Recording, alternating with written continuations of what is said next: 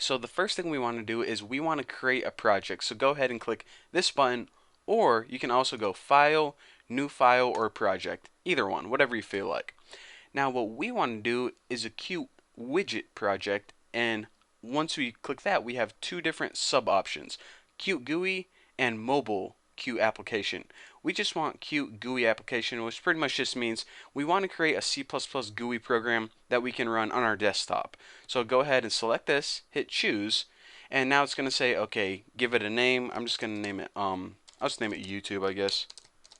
YouTube. And what folder do you want to put it in, pretty much where do you want to save it to, doesn't really matter. Hit next.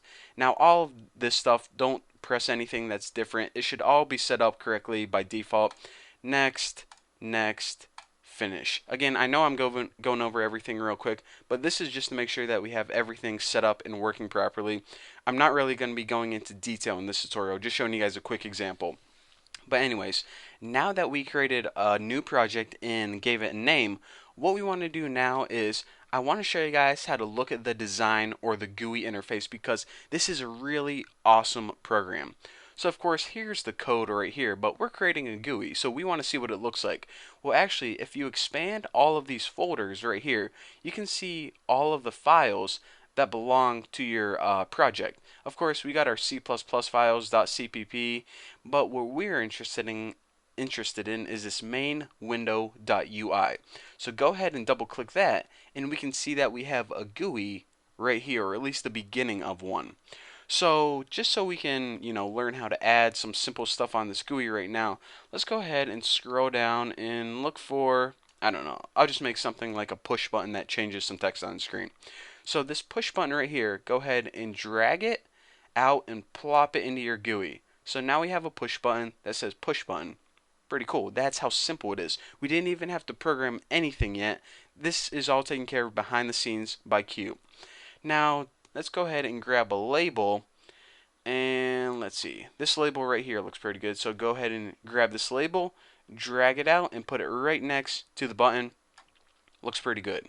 So now what I want to do is, again, I know that I'm moving really fast, but I just want to, show you guys a real simple program to show you guys that this does indeed work, and I'm not just, BSing you.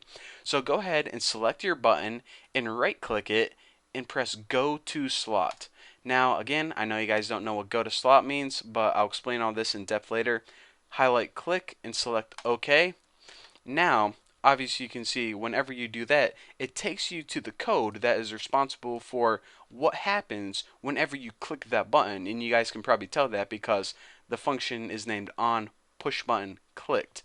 So what do we want to happen? Well, let's just go to UI, which stands for, of course, user interface, label, which was that text that we put on the GUI, not the button but the label.